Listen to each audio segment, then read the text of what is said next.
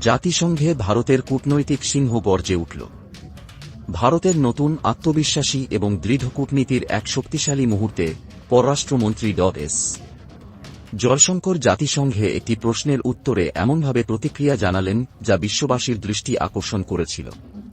যখন জাতিসংঘের একজন কর্মকর্তা ভেটো ইস্যু নিয়ে প্রশ্ন তোলেন, তখন তিনি শান্ত কিন্তু দৃঢ় কণ্ঠে বলেন, আপনার কণ্ঠস্বর নিচু রাখুন। আপনি একজন জাতিসংঘের কর্মকর্তা, রাজা নন। এই বিবৃতিটি কেবল একটি প্রতিক্রিয়া ছিল না, এটি ভারতের পরিবর্তিত অবস্থান, বিশ্বমঞ্চে এর শক্তিশালী অবস্থান এবং 4 বিলিয়ন ভারতীয়ের মর্যাদার প্রতীক হয়ে ওঠে। আজকের ভারত সম্মান দেয় এবং গ্রহণ করে। এটি নম্রতা বা মর্যাদা ত্যাগ করে না। জয়শঙ্কর আবারও প্রমাণ করলেন যে ভারত যখন কথা বলে, তখন বিশ্ব শোনে, কারণ এই কণ্ঠস্বর আত্মবিশ্বাস, যুক্তি এবং জাতীয় গর্বের উপর ভিত্তি করে।